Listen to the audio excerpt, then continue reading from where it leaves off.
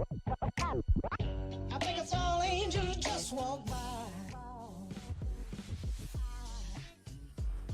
Bonjour à tous, bienvenue dans ce nouveau live. Normalement vous m'entendez correctement, ça devrait pas bugger, tout va bien. Hello à tout le monde. Merci d'être présent ce soir. J'aime beaucoup ton décor, merci beaucoup, ça fait plaisir. Ah, nous voilà pour ce nouveau live. Ah, ça m'embête un peu le chat, je le trouve un peu petit, mais bon, on va le laisser comme ça pour l'instant. De toute façon, ce live, du coup, sera rediffusé sur YouTube, bien évidemment, vu qu'à la base, c'était censé être le sujet d'une facecam. Merci, Cry 18500 pour ton 8e mois. Est-ce que vous êtes prêts pour le live de jeudi, où on va faire un puzzle avec Geoffrey? J'ai l'impression qu'on va terminer à 3h du mat. Le live va durer 20h, tu sais. C'est beau. Je vous ai pas encore planifié je vous ai pas encore diffusé le planning des lives, mais oui, il y a un live demain, ouais. Merci Linette42 pour ton renouvellement d'abonnement pour le 7e mois, ça fait plaisir. N'hésitez pas à vous abonner pour moyennant quelques euros. Et n'hésitez pas à vous abonner via Prime, c'est gratuit. J'ai juste branché mon téléphone. Je me suis inscrit exprès car le thème est hyper intéressant. Merci, ça fait plaisir. Alors le sujet d'aujourd'hui, j'attends qu'il soit bien 21h30 parce qu'il n'est pas encore 21h30. J'attends que tout le monde soit là du coup pour commencer à parler de tout ça. Puissions-nous passer une bonne soirée, ça sera le cas, j'en suis sûr. Surtout avec tout ce nouvel agencement de live, regardez. Oh, c'est vraiment bravo au graphiste qui a réalisé ça. Je sais même pas qui c'est, je connais même pas son nom ou quoi que ce soit. Parce que c'est des trucs que tu choisis en fait dans une librairie, si tu veux, quand t'es premium sur Streamlabs. Je paye tous les mois pour être premium. Et c'est vrai que je kiffe beaucoup ce design, hein. Vraiment. Je sais pas, j'arriverai pas à le retrouver. Il s'appelle comment le Twitch Overlay? Neon Lights by Twitch Overlay. Ouais, et puis même pour moi, au niveau de la gestion du live, c'est vachement plus facile parce que regardez, ceux qui étaient là hier, ils ont vu, mais je peux switcher en fait de scène. Voilà, je switch de scène pour pouvoir mettre en mode où je vous montre des trucs sur mon écran, tu vois, ici. Et c'est vraiment bien, je peux mettre en pause le live. Bon, il est officiellement 21h30, on peut commencer à faire le live. Du coup, oui. Alors, le sujet du... Oui, j'utilise Streamlabs OBS, ouais. Jeudi, on va faire un puzzle de 1000 pièces en live avec Geoffrey, et on terminera le live que quand le puzzle sera terminé. Alors du coup les amis, comme je vous ai expliqué en story Instagram, j'avais pour idée, ça fait partie de ma liste d'idées de facecam, j'avais pour idée de tourner une facecam sur un sujet qui est très controversé, qui est un peu un secret de Polichinelle sur YouTube. Merci, je ne suis plus dans ta liste pour ton 9e mois. Un petit secret de Polichinelle, c'est l'achat d'abonnés, de vues, de likes, de commentaires et tout ça. C'est quand même quelque chose qui est un petit peu... voilà, faut pas trop en parler sur YouTube et tout ça. Et moi, vu que ça fait plusieurs années que je bosse sur YouTube, je connais un petit peu ce domaine un peu sombre de YouTube. Et je me suis dit, bah c'était le moment d'en parler parce que je me sens entièrement libéré de pouvoir en parler et dans la mesure où... Bah, moi je le dis déjà, j'atteste sur l'honneur sur la tête de mes enfants, je n'ai jamais acheté d'abonnés pour moi-même. J'en ai pas besoin et j'en veux pas parce que je vous expliquerai pourquoi, c'est pas forcément positif. Mais voilà, je vais vous parler un peu de ça, des gens qui achètent, des influenceurs qui achètent des abonnés, des vues, des likes, des commentaires, etc. Je vais vous montrer aussi des choses à l'écran, je vais vous montrer des sites internet qui proposent ce genre d'achat, parce que j'en connais certains du coup. Mais voilà, c'est un live, je pense, qui pourrait vous intéresser. Alors à la base, je devais en faire une facecam, mais en fait, je me suis dit, c'est un sujet qui est tellement épineux et qui peut susciter tellement de questions que j'aimerais bien me servir de la communauté Twitch, j'aimerais bien me servir de Twitch pour pouvoir réagir en direct avec vous et répondre à vos questions en direct en fait. Plutôt que vous regardiez une facecam et que vous posiez des questions en gros en commentaire et tout ça. Donc voilà, je trouvais que c'était plus intéressant et le live sera rediffusé cette semaine sur YouTube de toute façon. Donc voilà, là les gens sont en train d'arriver. Ah, il y a le train de live, encore un nouveau. Ah, merci Nat Acha pour ton 7e mois d'abonnement, ça fait plaisir, merci beaucoup. Je me lisse pas tout le temps la barbe, ça dépend. Ouais, le live sera bien en rediff sur YouTube, parce que c'est le principe, je vais pas perdre une facecam en fait, hein. Le principe c'est que je perds pas une facecam, tu vois. Alors, l'achat d'abonnés. Alors, il faut savoir que y a plein de sites internet qui proposent d'acheter des abonnés. Alors, t'as plusieurs catégories d'achat d'abonnés. Là, je parle des abonnés déjà. T'as plusieurs catégories d'achat d'abonnés. T'as les abonnés où c'est les abonnés mauvaise qualité, si tu veux, des basses qualités. Les abonnés haute qualité, ça a toujours été défini comme ça, t'as mauvaise qualité et bonne qualité. Pourquoi? Tout simplement parce que les abonnés de basse qualité sont généralement des faux comptes qui sont créés dans des pays étrangers et qui sont juste là pour s'abonner à ta chaîne et monter ton nombre d'abonnés. Les abonnés de bonne qualité, c'est des comptes généralement de ton pays à toi. Ça veut dire que moi, si je suis influenceur français, que j'achète 1000 abonnés sur YouTube pour la France, ça sera des abonnés français qui vont pas pourrir mes statistiques. Voilà. La création des faux abonnements. Alors c'est des robots, des algorithmes informatiques qui créent des faux comptes sur Instagram, Instagram, sur Twitch, bon Twitch je sais pas trop parce que j'ai jamais touché à Twitch, mais sur Facebook, etc. Merci Miss Cassie pour ton 5e mois. Et du coup en fait pourquoi, alors ouais, répondons déjà en premier, pourquoi acheter des abonnés? Acheter des abonnés, ça permet de gonfler ton nombre d'abonnés, c'est normal. Faut savoir qu'il y a plusieurs années, les annonceurs, les agences, etc. Triaient, et encore maintenant ils trient beaucoup les influenceurs par nombre d'abonnés. C'est-à-dire que quand ils veulent travailler avec un influenceur, etc., généralement ils disent bah je sais pas, j'ai 50 000 balles de budget à claquer pour une pub sur un YouTube et tout ça avec des influenceurs, tu me choisis les influenceurs de plus de 100K, tu vois, c'est plus de 100 000 abonnés. Donc en fait le problème c'est que même jusqu'à maintenant, ça commence à changer un peu, même jusqu'à maintenant en fait, on regarde majoritairement le nombre d'abonnés plutôt que l'audience réelle, parce que le nombre d'abonnés ne constitue pas l'audience réelle. C'est pour ça que beaucoup de personnes ont été poussées à acheter des abonnés pour passer certains paliers. Parce que t'as des paliers où t'es micro-influenceur, macro-influenceur, influenceur intermédiaire. Par exemple sur Instagram, à partir de 50 000 abonnés, tu commences à rentrer dans les macro-influenceurs, c'est plus 100 000, mais tu commences à rentrer dans une catégorie quand même qui est plus importante. Par exemple sur YouTube, pour avoir travaillé pendant plusieurs années sur YouTube, j'ai clairement vu la différence au niveau des collabs, des contacts avec les annonceurs, donc les mails que tu reçois pour proposer des collabs, etc. J'ai vraiment vu la grosse différence quand tu passes le palier des 50 et quand tu passes le palier des 100 000 sur YouTube. Vraiment, quand tu passes ce palier des 100 000 sur YouTube, c'est ouf. Vraiment,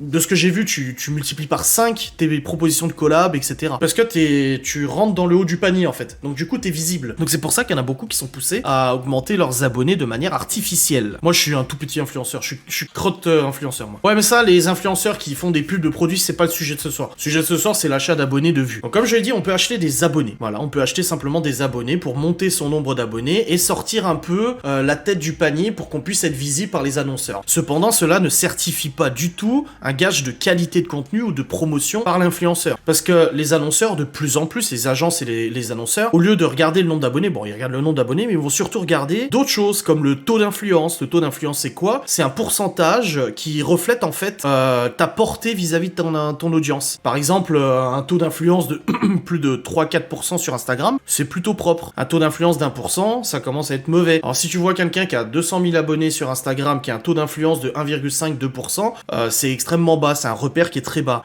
Voilà, donc c'est pour ça que acheter des abonnés, c'est rigolo, ça te fait passer au-dessus des autres, ça te fait passer... là, ça te donne un peu un prestige, si tu veux, mais de l'autre côté, c'est pas ça qui justifie... c'est pas ça qui fait la qualité de tes promotions ou la performance de tes promotions. Oui, parce qu'en fait, il y a plusieurs types d'abonnements, d'abonnés. Comme je vous ai dit, il y a plusieurs types d'achats d'abonnés. Il y a les abonnés pourris, donc les bas de gamme, low cost, un peu les abonnés, si tu veux, Lidl, etc. Où là, en fait, oui, si, c'est du hard discount, quoi. Les abonnés un peu low cost, en fait, c'est des robots, tandis que les abonnés de haute qualité, eux, par contre, c'est beaucoup plus cher. Et là, c'est des vrais comptes. Ouais, j'ai un taux d'influence dans mon kit média. Je sais plus à combien j'étais à 5-6% de taux d'influence, je crois. Alors, oui, alors ça pose... c'est pas illégal, mais c'est vrai que ça pose un gros problème d'éthique et ça pose un gros problème de morale, en fait. Ça pose un gros problème de morale. Je vais vous donner les tarifs après de ce que je me souviens et de ce qu'il y a sur le site internet. Ça pose un gros problème de morale parce que finalement, t'as des abonnés que tu méritais pas et en soi, ça n'augmentera pas tes vues. Ça ne fera pas augmenter tes vues. Tu vas augmenter ta base d'audience. Enfin, tu vas augmenter ta base d'abonnés, mais ton audience n'augmentera pas, en fait. Tu vas te retrouver avec 5000 abonnés de plus du jour au lendemain, mais ça n'aura pas fait évoluer tes vues. Donc au final, c'est uniquement du chiffre. C'est un peu qui a la plus grosse caquette, quoi, si tu veux. Y a pas de... Tu peux aussi acheter des abonnés gratuitement en regardant des pubs. Oui, mais dans tous les cas, c'est un achat d'abonnés. En fait, du moment où il y a une... C'est pour ça que des gens me disent, t'aimerais pas faire des featuring avec quelqu'un, histoire de gonfler tes abonnés, comme Ghost and Us, etc. Bon, Ghost and Us, c'est encore différent. Si je fais un feat avec un autre enquêteur, ça peut intéresser. Mais là, on me dirait, tu vois, fais un feat avec Gastronogeek, donc le mec qui me ressemble. Allez, on fait un feat, je vais faire une vidéo avec lui, on va faire de la cuisine et tout ça. En gros, je vais probablement gagner des abonnés, parce que le mec, il en a beaucoup plus que moi. Mais en fait, pour moi, je trouve pas ça intéressant. Tout simplement parce que, ah oui, c'est intéressant pour le volume, mais je trouve pas ça intéressant parce que les gens qui vont s'abonner à moi seront pas forcément intéressés par ce genre de vidéo, par ce que je fais. Donc finalement, ils vont s'abonner, mais ça ne fera pas augmenter mon audience parce que les gens vont même pas regarder mes vidéos, quoi. Ah oui, on peut acheter des commentaires aussi. Attendez, je regarde un peu vos questions. Alors, oui, sur les effacements, oui, sur les suppressions de comptes. Alors justement, vrais comptes abonnés, comment sont sélectionnés ces comptes? En quoi ils sont récompensés, à moins que j'ai mal compris le truc? Non, mais c'est du hasard, en fait. Salut Anto. Oui, les vues, ça s'achète aussi. Tu peux même acheter un pack de vues pour être en tendance. Exactement, faut pas réfléchir de faire un feed pour gagner des abonnés. Malheureusement, il y en a beaucoup qui pensent comme ça. Sur YouTube, il y en a beaucoup qui se disent je vais faire un feed, ça m'aura rapporté pépette, tu vois. Et faut les faire pour le plaisir à la base. Comme les concours à plusieurs, ça emmène des abonnés. Bah c'est exactement ça. C'est comme les jeux concours. Quand j'ai fait mon jeu concours pour le Cake Factory, les gens ils m'ont écrit en disant ouais, c'est tout simplement pour gagner des abonnés. Et je dis bah de toute façon les abonnés vont partir, je le sais très bien. Une fois que le jeu concours sera terminé, ceux qui sont abonnés à mon Insta juste pour gagner le truc, ils seront peut-être pas... Alors, je vais peut-être toucher un petit pourcentage, personnes qui vont rester quand même parce que je les aurais séduits par mon contenu, mais il y a quand même une grosse partie qui vont partir, en fait. Alors, vis-à-vis des suppressions de comptes, YouTube, en tout cas YouTube, c'est sûr, réalise 2 fois par an, donc en juin, juillet et en novembre-décembre, réalise des wipes. Donc, des wipes, c'est en gros, c'est passer un coup de balai en anglais. Ils font un coup de balai où ils suppriment en fait tous les comptes qu'ils jugent pas légitimes. Donc c'est des comptes qui ont été créés uniquement pour s'abonner, qui n'ont plus une seule connexion sur le compte Gmail. C'est des comptes qui ne sont plus actifs. C'est des gens qui se sont abonnés depuis des années sur une chaîne YouTube mais qui ont jamais regardé une seule vidéo. En fait voilà, régulièrement YouTube fait un nettoyage des comptes et c'est pour ça que régulièrement on se retrouve à avoir des moins 1000 abonnés, moins 500 abonnés, etc. parce que ça s'appelle des wipes, c'est des nettoyages. Cette information je l'ai de quelqu'un qui travaillait chez YouTube, hein. Je l'invente pas donc j'en suis conscient. Salut Miguel. Selon toi c'est une minorité ou majorité ou grande majorité de youtubeurs influenceurs qui ont recours à cette pratique? Je sais pas. J'ai pas bossé avec assez d'influenceurs pour le savoir, j'en connais plusieurs qui l'ont fait et encore une fois je ne juge pas, attention hein. Moi je suis pas là en train de dire attention c'est absolument scandaleux d'acheter des abonnés, je vous parle juste d'une méthode. Oui c'est bien, ce Instagram aussi fait du ménage, ouais. Niveau Instagram, il y a des sites internet comme Hype Auditor, attendez je vais vous switcher sur l'écran, qui vous permet en fait de savoir un peu d'où vient l'audience de vos influenceurs préférés si tu veux. Voilà, bah attendez je vais vous l'afficher, je regarde juste s'il n'y a pas d'informations que vous devez pas voir ou quoi que ce soit. Non, ça a l'air d'être bon. Voilà. Alors là, on est sur ma page Hype Auditor, donc je vais agrandir un peu pour que vous puissiez voir. Voilà, moi c'est moi, etc. Classement global, rang du pays, je suis 10 millième influenceur en France, etc.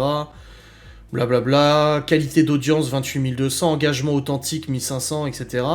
Là, c'est marqué, voilà, audience fortement engagée, excellente activité de like, excellente activité de commentaire. J'ai 96 sur 100. J'ai 60% de mes abonnés qui proviennent de la France. 19 600, j'en ai 4% d'Italie, 4% des États-Unis, 2%, etc., etc., etc. Selon eux, j'ai 86,8% des personnes qui sont sur mon compte qui sont des vraies personnes. Des abonnés de masse, donc c'est des comptes avec plus de 1500 follow, c'est des trucs, souvent, moi je vois passer dans mes abonnements, genre une blague drôle par jour, ou des trucs comme ça, bah ça c'est ça, tu vois. Et les comptes suspects, bah 6,4% de comptes suspects. Comme je vous ai dit, moi je vous jure sur la tête de mes enfants, j'ai jamais acheté d'abonnés. De toute façon, j'aurais pas une note comme ça si j'avais acheté des abonnés. Et du coup, voilà, avec ce genre de site internet, bon là c'est payant, hein, j'avais des crédits, donc il m'en restait un, donc j'ai pu voir mon propre rapport. Donc tu vois, t'as l'authenticité, moi les gens qui me suivent sont intéressés par famille, jouets, enfants, etc. J'ai une croissance de 6,9%, machin. Le taux d'engagement, voilà, j'ai un taux d'engagement de 5,21%, qui est considéré élevé. Vous voyez, il suffit là, et en gros, le taux d'engagement, il peut être un peu plus élevé. J'ai déjà vu certains taux d'engagement monter à 8-9% sur certains influenceurs. C'est pas mal. Et là, on a quand même la grosse masse des influenceurs sont entre 0 et 1,85. J'ai une excellente activité de commentaires, une authenticité à bien, ratio, etc. Forcément, bon bah je suis content parce que voilà, je sais que j'ai pas acheté d'abo et tout ça. Estimation du prix, 150 à 300 $ pour une publication Instagram. Pour une publication Instagram, je facture 300 balles. Donc je suis dans les prix. Et une story, je suis à 300 balles aussi. Je suis au même prix. L'un pour l'autre, pareil. À part quand je fais des collaborations qui sont pas rémunérées, tu vois. Le CPE, le coût estimé par engagement peut être amélioré. Et estimation du coût encouru pour obtenir la même portée auprès du public similaire. Ah, si je fais de la pub, moi, pour avoir plus d'abonnés et tout ça. J'ai pas de marques qui m'ont mentionné. Et ça, c'est des comptes similaires et tout ça, blabla. Voilà, donc ça c'est mon rapport Hype Auditor, et justement, comment tu détectes un influenceur qui a acheté des abonnés sur Instagram, par exemple, je parle d'Instagram parce que là c'est Instagram, tout simplement déjà sa note va être beaucoup plus basse, et il y aura ici une très grosse part d'abonnés qui seront étrangers. Alors souvent c'est Brésil, Turquie, j'ai souvent vu Brésil, Turquie, majoritairement. Donc du moment où tu commences à voir que la grosse masse de tes abonnés c'est marqué Brésil et Turquie, ça crée un peu. Admettons, t'as 10 000 abonnés sur Instagram, tu décides d'acheter 5 000 abonnés, tu passes à 15 000 abonnés. Tu achètes 5000 abonnés, très rapidement, tu vas te retrouver, au lieu d'avoir, je sais pas, 80% d'abonnés français, tu vas te retrouver à avoir 30%, bah non, parce que 5000, ça serait juste la moitié, tu vas te retrouver à avoir 25% de Brésiliens, ici. Parce qu'en fait, c'est simplement des robots ou quoi que ce soit, tu vois. Donc voilà un petit peu pour Hype Auditor. Donc c'est comme ça que sur Instagram, tu peux détecter qu'un abonné. Donc je sais qu'il y a beaucoup de marques qui se servent de ce site internet. D'ailleurs, beaucoup d'influenceurs qui ont fait la pub, parce que c'est bien de voir un influenceur avec 150 000 cas d'abos, mais tu vas sur Hype Auditor, tu payes quelques euros et tu vois du coup vraiment les statistiques, parce qu'en fait, en tant qu'influenceur, il faut savoir que moi, quand une marque me contacte, soit je trade avec elle, donc je négocie et tout ça, et on conclut le deal, ou alors des fois elle a besoin d'être assurée ou avant, et je lui envoie mon kit média. Le kit média, c'est un dossier où dedans il y a toutes mes statistiques de ma chaîne YouTube, de mon Insta, de mon Facebook, de mon site internet, les vues, le taux d'engagement, etc. Sauf que tu marques ce que tu veux en soi. Tu marques ce que tu veux, tu peux très bien mitonner. Du coup, bah les annonceurs peuvent aller vérifier sur ce genre de site internet. Je suis pas sponsor par Hypoditor, hein, je vous rassure, ils me connaissent pas. Mais ils peuvent aller vérifier sur ce genre de site internet où il y a même des sites internet comme ça qui te proposent de calculer rapidement le taux d'engagement des influenceurs, tu vois. Voilà. Tu tapes quelqu'un et puis ça te calcule le taux d'engagement. Donc ça permet de savoir, parce que si quelqu'un a 200K d'abonnés sur Insta et puis un taux d'engagement d'1,5%, voilà. Alors le nom du site c'est Hypoditor, hein, attendez, voilà. Bon, on retourne sur le blabla. Je vais répondre à vos questions du coup, parce que y a beaucoup de questions que j'ai dû laisser parce que je suis dans mon truc, tu vois. Ouais, TikTok aussi. Hein. Tous les réseaux sociaux sont concernés par l'achat d'abonnés. Hein. TikTok, Insta, YouTube. Je vais vous montrer après. Je vais vous montrer plusieurs sites internet où tu peux acheter des abonnés. C'est un sujet sensible en fait parce que certains influenceurs n'aiment pas que ça se sache qu'ils achètent des abonnés. J'utilise Tank. Ouais, bah voilà, tu vois, je l'ai montré juste avant. N'importe qui peut acheter. Ouais, je vais vous montrer. Des gens t'ont accusé d'avoir acheté des abonnés. Non. On m'a jamais accusé d'avoir acheté des abonnés, je crois pas. Est-ce que les marques sont réfractaires? C'est pas encore vachement démocratisé, et puis maintenant les annonceurs travaillent majoritairement avec des agences, et les agences en fait ils travaillent souvent avec les influenceurs qui connaissent bien, tu vois. Alors à part un nouvel influenceur qui vient de débarquer depuis 6 mois sur Insta, qui se retrouve avec 40 000 abonnés et avec un taux d'engagement pourri, bon, à la limite ils savent avec qui ils bossent quoi. Merci Madodi pour le Prime. Alors pourquoi en faire un truc tabou, je sais pas du tout. Mais, et donc les entreprises à savoir si l'influenceur fait vendre, j'imagine. Ouais, bon, après, si l'annonceur est assez intelligent ou a bien codé le site, il a pas besoin de faire un code promo pour savoir combien c'est vendu. Généralement, t'as des outils de tracking qui te permettent de savoir d'où vient ton audience. Si un influenceur vient faire une story Instagram et met ton site internet en swipe up, dans ton Google Analytics, tu vois que ça vient de là. Mais les codes promo, c'est surtout pour pousser à la conso, parce que souvent on te fait croire que le code promo est absolument exceptionnel. Alors, en fait, surtout sur du dropshipping, ça l'est pas, quoi. Bon, y a pas à se dénoncer ou quoi que ce soit. Après, on va parler maintenant des vues, d'acheter des vues. Ce qu'il faut savoir, en fait, sur YouTube, c'est que c'est très très très rare d'avoir une chaîne YouTube qui fait autant de vues que d'abonnés. À part des très grosses chaînes, et encore, c'est vraiment une des plus belles performances sur YouTube, c'est de réussir à se rapprocher le plus possible de son nombre d'abonnés en vues. Par exemple, moi actuellement j'ai 36 300 abonnés, un vlog en moyenne fait 10 000 vues, 12 000 vues, allez quelques-uns ils montent à 15 000, 16 000. Voilà, ça veut dire que j'ai la moitié de mon audience, au mieux j'ai moitié moins de vues que d'abonnés. C'est un delta de 50%. C'est déjà beaucoup un delta de 50%. Ça fait plusieurs années que je travaille sur YouTube, plusieurs années que je regarde plein de chaînes YouTube différentes, des chaînes YouTube d'autres mamans youtubeuses, forcément je comparais etc. les stats, et généralement tu peux descendre à 20%, un taux de 20% de vues pour les abonnés, c'est pas choquant encore. Quelqu'un qui a je sais pas moi 300-400 000 abonnés et fait 300-400 000 abonnés et fait à peu près 50 000 vues, 60 000 vues, c'est encore correct, tu vois, c'est encore correct. Oui, tu fais plus de vues que d'abonnés, mais ça c'est normal, quand ta chaîne débute, tu fais toujours plus de vues que d'abonnés. C'est logique en fait, parce que tu commences à monter ton expansion de ta chaîne, tu commences à avoir de nouveaux abonnés, tu commences un petit peu, si tu veux, en gros à faire ta propre pub, donc c'est logique que tu aies un petit peu plus d'abonnés que de vues, mais c'est quand tu commences à dépasser la centaine, voire milliers d'abonnés, que là tu commences à avoir des vues inférieures, parce qu'en fait il faut capter les gens. Il y a des gens qui vont s'abonner mais qui vont plus jamais regarder ta chaîne, il y a des gens qui vont regarder ta chaîne mais sans être abonnés, donc c'est vraiment terrible, tu vois. Donc c'est un truc qui peut te rendre malade, hein. Si tu passes ton temps devant tes statistiques YouTube, mais tu peux t'arracher les cheveux, tu vois. Et du coup c'est vrai que le delta vues et abonnés, il y en a beaucoup qui me contactaient à l'époque en me disant ouais, avoir 100 000 abonnés et faire 20 000 vues ou 30 000 vues c'est tellement merdique et tout ça. Bah déjà on s'en fout, le principal c'est que déjà ça te fasse vivre et puis que tu sois content de faire ton métier, tu vois, et que ça puisse te permettre de dégager un salaire. Et de deux, bah non en fait c'est très courant sur YouTube, c'est extrêmement courant. Je connais une influenceuse, c'est pas une influenceuse maman, rien à voir. Je connaissais son mari à l'époque parce qu'on parlait bagnole et tout ça. Et en fait j'ai appris qu'il s'était mis avec elle, moi je la connaissais pas, je savais pas qu'elle était influenceuse sur YouTube. Genre elle a 600 000 abos et je crois qu'elle doit faire 5 000 vues par vidéo, 5-10 000 vues. Je crois que le plus bel exemple c'est David Lafarge Pokémon. David Lafarge Pokémon, il a 1 ou 2 millions d'abonnés je crois. Il a une montée énorme au niveau de sa chaîne, il a fait ses millions de vues, il a pas acheté ses abonnés, il a fait ses millions de vues, sauf que Pokémon est maintenant maintenant passé un peu de mode. Il a eu quelques problèmes dans sa vie et tout, qu'on fait qu'il a perdu beaucoup d'audience. Résultat, maintenant, il a 2 millions d'abonnés, mais il va faire 15 000 vues par vidéo, tu vois. Donc c'est un peu... c'est très particulier, ce Delta, de toute façon. Oui, il a fait n'importe quoi avec son argent, oui, je sais. Ouais, alors ça, c'est terrible. Ça, c'est absolument terrible. C'est que il est vrai que tu peux acheter des abonnés pour un autre influenceur. Tu peux toi-même aller dire, je veux acheter 5000 abonnés Instagram pour ce compte-là, alors qu'en fait, c'est pas du tout toi le propriétaire du compte. Donc ça peut en fait te pénaliser. Ça, c'est vrai. Et en fait, parce que j'ai discuté avec il y a quelques années, j'avais pas mal discuté avec le développeur d'un site internet qui propose des achats d'abonnés, etc.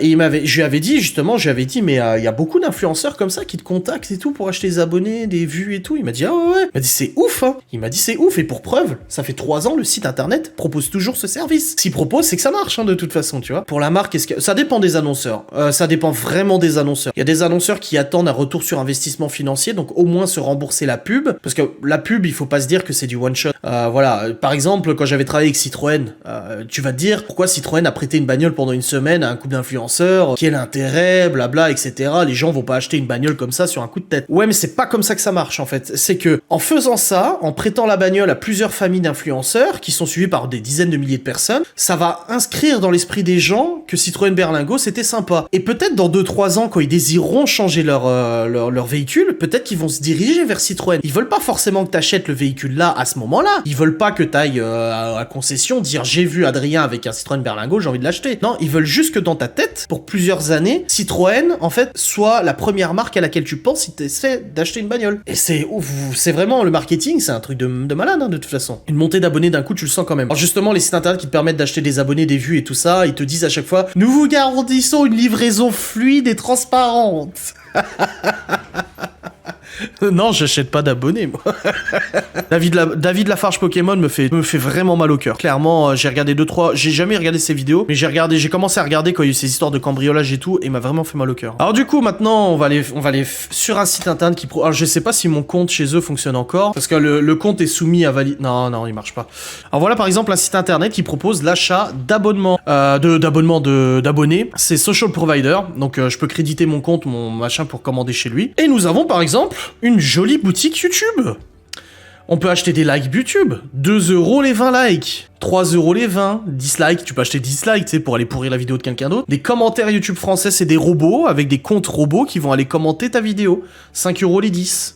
Alors voilà, les vues YouTube réelles. Donc les vues YouTube réelles, c'est des vues qui sont réalisées par des ordinateurs qui sont ghostés, piratés ou quoi que ce soit, qui vont aller regarder tes vidéos en loose day. Et ça, c'est des vues réelles. Donc 10€ les 1000 vues, franchement, c'est raisonnable. Hein. On a les likes de commentaires, des abonnés YouTube. Alors là, on voit que c'est plus disponible. C'est 10€ les 50. Hein. 10€ les 50. Tu veux 500 abonnés, déjà tu payes 100 balles, hein. 5000 abonnés, 1000 balles. Des vues françaises, ça aussi c'était très important parce que YouTube fait la chasse aux fausses vues. YouTube fait vraiment la chasse aux fausses vues. Parce qu'ils aiment pas ça, forcément ça pourrit les statistiques et c'est pour ça que t'as des vues françaises, pour faire croire que c'est des vrais viewers français, tu vois.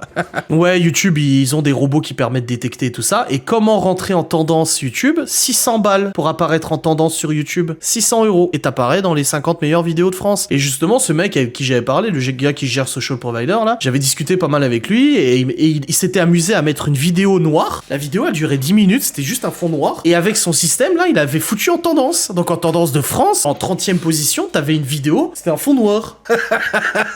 Mais c'est incroyable, mais c'est la vérité. Instagram aussi, regardez. Follower Instagram, tu veux 151 followers? 16€? Pas de problème. T'en veux un peu plus? Voilà, il en a que 150 en stock, je crois. Ah non, j'en veux 200. Allez, je suis quoi? Je suis à 33 000 abonnés, j'en veux 7000. Je veux monter à 40 000 abonnés. Bah 660 balles, voilà. 660 balles, je passe à 40 000 abonnés. C'est beau, c'est un peu beau quand même. Voilà. Et ils disent bien, de nouveau, si toi, hein, à prix faible, ces services sont très dangereux, ils peuvent entraîner des sanctions irréversibles sur ton compte Instagram. En gros, lui, il est en train de dire qu'il est compétent. HTP, hein, achat de followers de qualité, devenez influenceur sur Instagram. Oh, regardez, il y en a qui commentent. C'est parfait, mes abonnés sont toujours là. Reçu plus d'abonnés que le nombre commandé. Parfait, oui, parce que tu reçois jamais le même nombre, en fait. Vu que c'est des robots, voilà. Parfait, clean, ma commande. Oh, regarde, lui. Mr. Sky Gaming, apparemment, il a commandé des abonnés Instagram. Et voilà, tu vois, t'as plein d'avis. Donc t'en as plein. Et moi j'avais eu des noms de quelques influenceurs assez importants qui étaient clients de ce site-là. Et non, c'est pas de la délation. C'est pas grave. Je dis, c'est pas interdit hein, en soi. Hein. C'est une manière comme une autre d'augmenter son audience. C'est une manière comme une autre. Tu peux acheter sur Facebook, tu peux acheter sur... Oh non, Twitter, on va pas aller voir. Parce que... Non. Sur Twitch, des followers Twitch, 8€ les 100, des vues et des vues de clips. Je sais même pas. TikTok, tu vas acheter des abonnés TikTok. Tiens, 5€ les 50. Tu veux 3000 abonnés, 280 balles. Voilà. Et t'as d'autres services, hein. Les vues sur les vues Telegram, Periscope, membres, etc. Donc il y a ce site-là, il y a aussi un autre, c'était comment? Je crois que c'était Easy Like. Voilà, celui-là, Easy Like. S'il existe encore, c'est un site... Ouais, voilà, c'est lui. Ouais, Easy Like aussi, pareil, tu vas acheter des abonnés YouTube, regarde. Hop, tu vas acheter des abonnés YouTube. Par contre, c'est très cher, les abonnés YouTube. Ça coûte une douille, hein. Regarde, moi, je voudrais... Allez, je veux passer le cap des 50 000 abonnés, 1000€. Enfin, non, bah non, parce que je serai à 43 000 abonnés. Donc, en gros, si je voudrais passer le cap des 50 000 abonnés, 5, 6, 7, 8, il me faudrait un budget de 1500 balles. 1500 balles, je passe le cap de 50 000 abos, tu vois. Et ouais, c'est comme ça. Des vues hein, aussi, hein. Je veux des vues hein, sur une vidéo. Genre demain, je sors une vidéo absolument incroyable. J'ai pas envie qu'on se foute de ma gueule parce qu'elle fait que 2 ou 3 000 vues. C'est une vidéo VR et tout ça. Bon, allez, je vais lui claquer un petit 5 000 vues. Je commande 18 balles et tout ça. Et puis voilà, hop. Pour 18 balles, ma vidéo, elle monte en vues et tout. Alors ça me rapportera pas d'argent, attention. Hein. Ces vues ne rapporteront pas d'argent. Ces vues ne seront pas monétisées. Parce que tout simplement, elles proviennent de serveurs, de robots, etc. Et les pubs, elles sont zappées et tout ça. Donc il y aura pas d'argent. Mais par contre, ta vidéo aura des belles performances. Ils font des likes. Ouais, voilà, tu veux des likes aussi? Bah, pas de problème. Allez, là, j'ai sorti un vlog de main, il est absolument incroyable, mon vlog de main. Généralement, je fais combien de likes, moi, sur ma chaîne YouTube, habituellement? Sur les vidéos. Vlog d'aujourd'hui, je fais combien de likes? 385 likes. Ah, je me dis, non, j'ai envie d'en avoir 1000. Allez, hop, 22 balles. Ah, vous voyez, c'est absolument ouf, quand même, hein. J'avais envie de vous en parler, parce que c'est un sujet qui est super, super chaud, mais comme je le dis, encore une fois, je le répète, c'est pas illégal, c'est pas... voilà, c'est simplement... comment dire... Comment comparer ça à du marketing physique? Comment on pourrait comparer ça à du marketing physique? C'est un peu de la publicité mensongère, ouais, mais j'arrive pas à faire de comparaison avec du marketing physique. Quand je dis physique, c'est avec les commerces du coin et tout ça. Je sais pas. Ça peut servir pour se lancer. Alors, je trouve que ce genre de service, ça peut être utile pour les entreprises. Par exemple, pour les entreprises qui ont un compte Facebook, Instagram, etc. Tu vois, moi, je sais qu'à l'époque, quand je bossais avec mon site internet où je payais les gens pour faire des missions, bah il y a des missions où c'était justement s'abonner à des comptes Insta, des comptes Facebook, tu vois. Pourquoi? Parce que c'était des entreprises, genre du BTP, etc., qui venaient d'ouvrir, ou souvent c'était des entreprises en fait qui avaient changé de propriétaire, mais l'équipe restait la même, sauf qu'ils avaient créé un compte Facebook, ou par exemple une entreprise qui est là depuis 15 ans, qui a pignon sur rue et tout ça, qui a envie de créer un compte Facebook, bah il se dit, bah avec un compte Facebook avec 400, 500 followers, ça donne toujours plus envie que 3 followers, c'est le gérant et les 2 employés qui sont abonnés, tu vois. Les entreprises qui se mettent des super avis inventés. Ouais, oui, bah oui, c'est sûr, oui. Tu achètes des abonnés parce que c'est des robots, en fait, donc ils se désabonneront jamais. Le jour où ça sera supprimé, c'est parce que Instagram l'a détecté, il l'a dégagé. De toute façon, Instagram, il est pas dupe, hein. Si du jour au lendemain, tu te retrouves avec 5000 abonnés d'un coup, c'est pour ça que c'est jamais livré d'un coup. C'est toujours livré en plusieurs jours. Oui, tu vérifies tous les stats. Bah moi, souvent, on me demande mon kit média. Si tu bosses du côté annonceur, voilà, tu sais ce que c'est un kit média. Mais il faut vérifier quand même parce que le kit média, tu racontes ce que tu veux dessus. Est-ce qu'on sait pourquoi les revenus baissent en janvier et février? Ouais, c'est un peu dans tout le monde du marketing et tout ça. Avant d'être sur YouTube, je bossais avec beaucoup d'annonceurs pour mes sites internet collaboratifs, en fait, participatifs. Et en janvier-février, c'est toujours le même truc, c'est qu'il y a la renégociation des budgets de l'année, où en fait, tous les CEO, les conseils d'administration se rassemblent, ils définissent une nouvelle stratégie marketing pour l'année, qu'est-ce qu'on va faire, comment on va faire telle pub, quel budget on va allouer à la pub cette année, tout ça.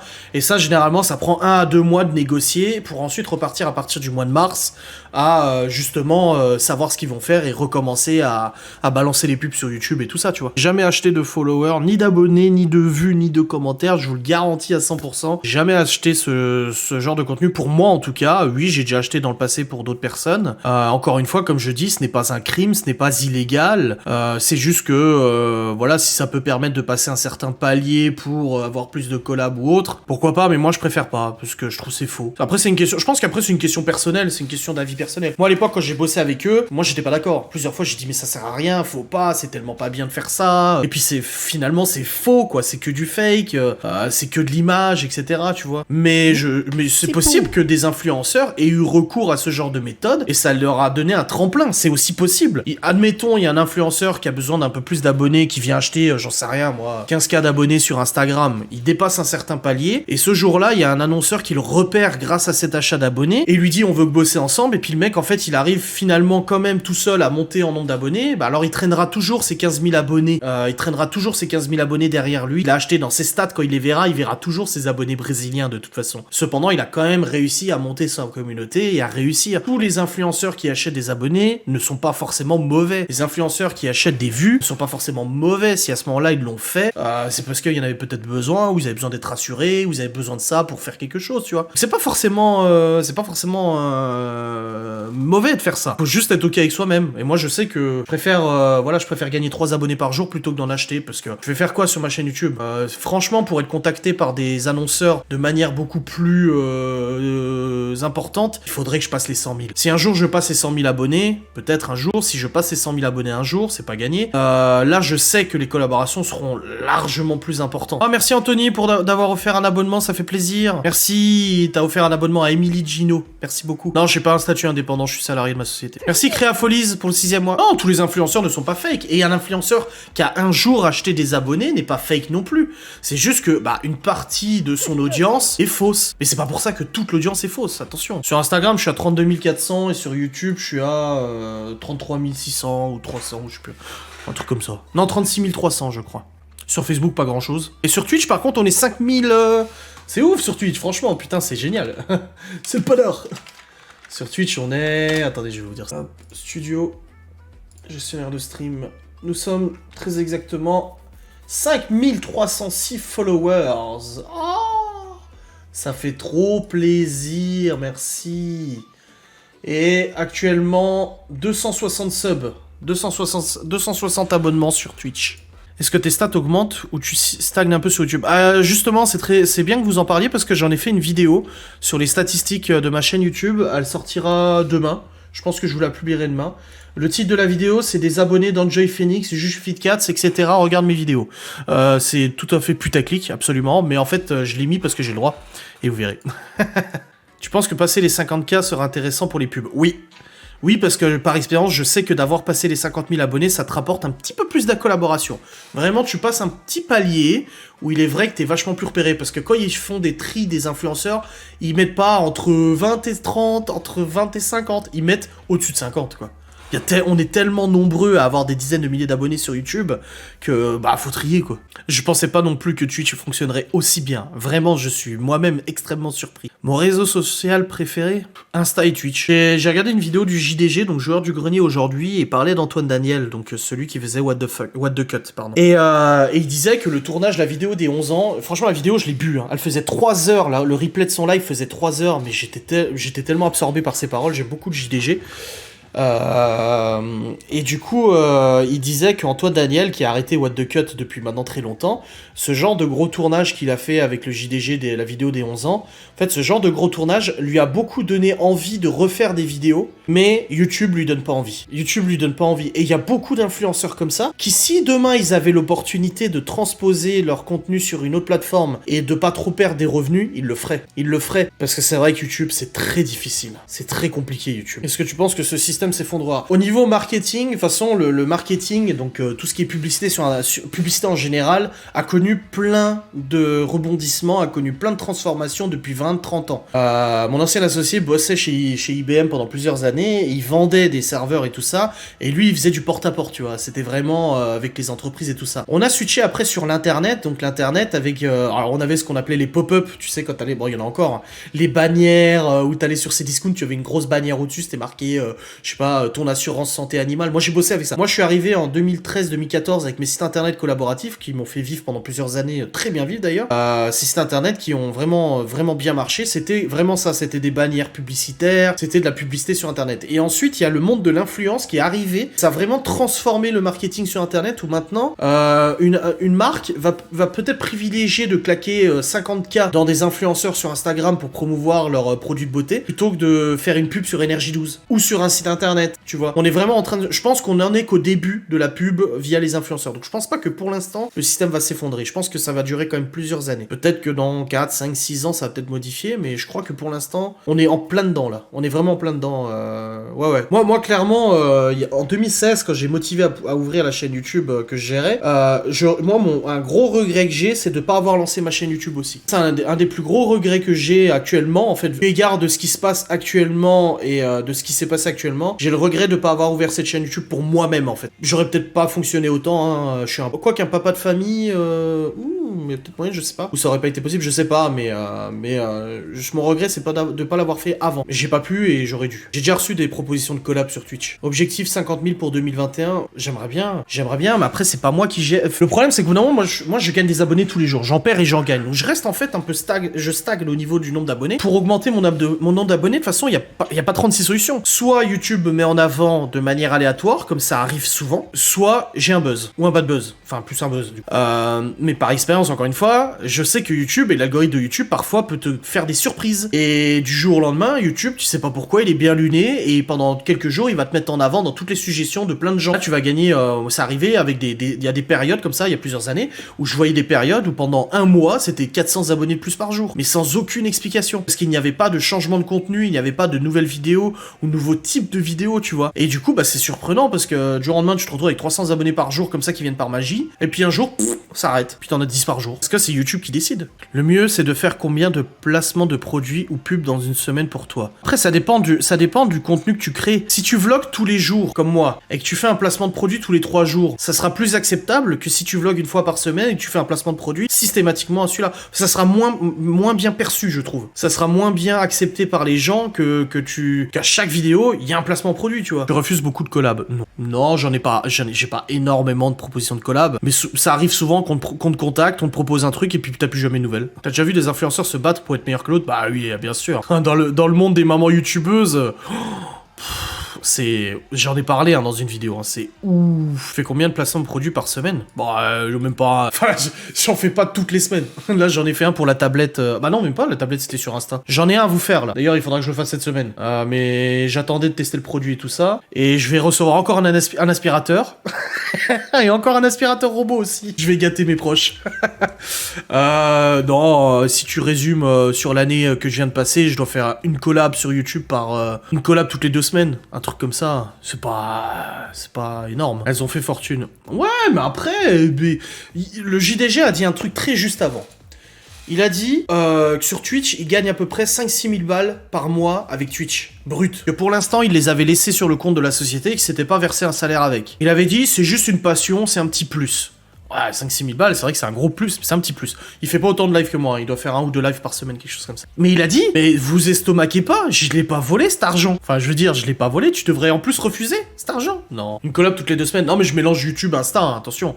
Là, par exemple, j'ai fait la tablette tactile. Ils m'ont contacté, ils m'ont dit, on veut vous envoyer une tablette tactile pour les seniors. J'ai dit, oh, bah c'est génial. Je leur ai dit, ok, mon tarif pour une promotion sur Instagram, c'est 300 balles. Ils m'ont dit, on n'a pas de budget. Donc, généralement, ce que je fais à ce moment-là, dans ma négociation, c'est que je dis, bah tant pis. Je dis, je vais pas privilégier vous alors que je peux avoir du budget ailleurs. Et du coup, ils sont revenus après en disant, ouais, mais est-ce que vous voulez pas le plus gros modèle chez nous, la plus grosse tactile, la plus chère, qui s'aligne avec votre prix général? La tablette, je crois qu'elle a 300 ou 400 balles, un truc comme ça. Et du coup, j'ai dit, ok. Parce que j'avais l'intérêt, parce que c'est pour ma grand-mère et j'avais envie de lui faire plaisir. D'ailleurs, elle joue avec, elle m'en a reparlé aujourd'hui. Merci Lily 57 000 pour ton abonnement Prime. Pileda est une bonne personne. Du coup, oui, non, je fais pas énormément de collabs. Les plus grosses que j'ai fait, c'est Poulpeo, des trucs comme ça, tu vois. Franchement, ouais, de l'argent de poche. Tu voudrais faire plus de collabs qu'actuellement? Je suis pas à plaindre. Je me verse mon salaire qui me convient parfaitement. Je vous ai dit, j'ai jamais rien caché. Faire plus de collabs? Oui, parce que ça me permettrait d'avoir un peu plus de fonds au niveau de la société pour peut-être faire d'autres choses, tu vois. Par exemple, il y a le gros projet que je vous avais parlé, que je vous ai pas dit c'était quoi, qui va peut-être se faire au mois de janvier. C'est un projet où je vais devoir sortir de ma poche plusieurs centaines d'euros, qui est pas négligeable. Je vais devoir aller à l'autre bout de la France, tu vois. Et ça, je vais devoir le payer moi. Et bah, j'aimerais bien avoir un petit plus pour pouvoir gérer ça, tu vois. Donc, peut-être un peu plus de collabs. J'aimerais bien avoir peut-être un peu plus de collabs, ou alors des collabs qui rémunèrent plus. Parce que là, bon, bah, je vais recevoir un nouvel Aspi. Ça fait 3 fois que je reçois un Aspi, et je vais pas dire non. Je suis bossé avec eux quasiment quasiment tous les mois, c'est une boîte chinoise, je bosse avec eux quasiment tous les mois, ils me payent 300 balles à chaque fois. Je reçois l'aspi et je touche 300 balles en plus. Moi je suis content parce que je sais que ça me fait un revenu de 300 balles par mois pendant un an, parce qu'on a dit qu'on allait bosser ensemble pendant un an à peu près. Et du coup bah moi je suis content parce que je sais que pendant un an j'ai 300 balles qui tombent tous les mois, enfin la société touche 300 balles tu vois. Mais j'aimerais bien en avoir des plus grosses, des collabs plus importantes. Là j'en ai 2-3 en discussion, les plus importantes avec du budget plus important, et c'est surtout des collabs à plus long terme. C'est des collabs qui sont un peu plus longues là, je vais pas vous dire parce que j'ai pas envie qu'on vienne me pilonner le truc, mais des collabs plus importantes ouais. Quand tu fais une collab, tu es payé et tu reçois, ça dépend. Ça dépend, soit tu reçois et t'es pas payé, soit t'es payé et tu reçois pas. Ouais, j'ai le somme pour Ghost and Us, franchement, en ce moment ça me travaille beaucoup, parce que j'ai vraiment envie de vous créer du contenu sur le thème du para, de l'ésotérisme et tout ça. Alors, pas du contenu où je suis maître sensei et je sais tout, hein, comme je vous ai déjà dit, vous connaissez mon opinion vis-à-vis du paranormal, je suis quelqu'un d'assez sceptique aussi. Mais j'aimerais bien faire des vidéos sur Ghost and Us, mais ces vidéos ne me rapporteront pas d'argent. Je vais pas bosser pour rien, quoi. Je veux dire, je vais pas travailler pendant 2 heures sur une vidéo pour la gloire, au bout d'un moment, et puis pour que ça aille dans la poche de quelqu'un d'autre. Je pense que c'est ça qui me fait le plus chier. Hein. C'est Ghost and Us là, ça m'emmerde. Hein. Tu peux débaucher toi les collabs. Oui. Est-ce que ça m'est arrivé avec ma chaîne YouTube? Je réfléchis. Hein. J'ai contacté Displate parce que tous les youtubeurs bossent avec eux et j'avais envie d'avoir un beau tableau pour le bureau. J'ai contacté Displate, ils m'ont dit c'est très gentil, ça aurait été sympa, mais on a bouclé tous nos influenceurs pour l'année. Qui c'est que j'ai pu contacter comme marque? Non, je crois pas que j'ai contacté moi. Alors j'ai essayé. Freepertu City, le parc d'attractions, c'est moi qui les ai contactés. Mais ils ont pas voulu, donc j'y suis allé quand même au parc d'attractions. Je suis pas du genre, ils ont pas voulu bosser avec moi, bah tant pis. Non, j'y suis allé quand même. Et Walligator, c'est moi qui les ai contactés. C'est moi qui ai contacté le parc, qui nous ont offert toutes les entrées et tout ça, c'est moi. Non, ça sert à rien de recréer une chaîne paranormale parce qu'elle sera pas monétisée. Oui, ça se fait. Donc pour répondre à la question, oui, ça se fait. Moi, je l'ai beaucoup fait il y a quelques années. C'était même abusé. Je me souviens, quand je bossais du coup, il y a quelques années, je m'étais carrément fait un template de mail, et je m'étais fait un tableur Excel avec toutes les marques possibles et imaginables à contacter. Et j'ai passé comme ça en disant c'est bientôt Noël, moi ma communauté serait très contente de voir la promotion de votre produit dans un vlog YouTube. Vraiment le bullshit gerbant comme ça. Et bah mine de rien, j'ai dû envoyer quoi, des centaines de mails à plein de marques et tout. Et c'est comme ça que j'ai réussi à avoir la maison de poupée de Libby, de Chloé, la Kitcraft là, qui est chez leur mère. La maison de poupée Kitcraft, je l'ai eu comme ça, en contactant au culot la marque.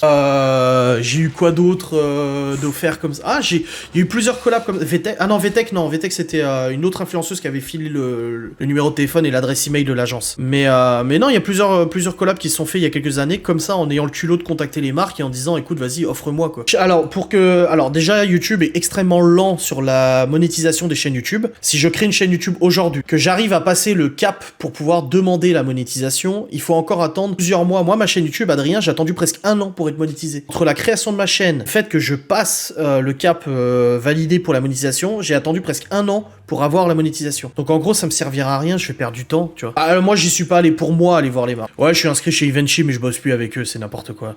Et c'est là par contre, les annonceurs, ils se branlent sur toi, quoi. Moi, ça m'énerve.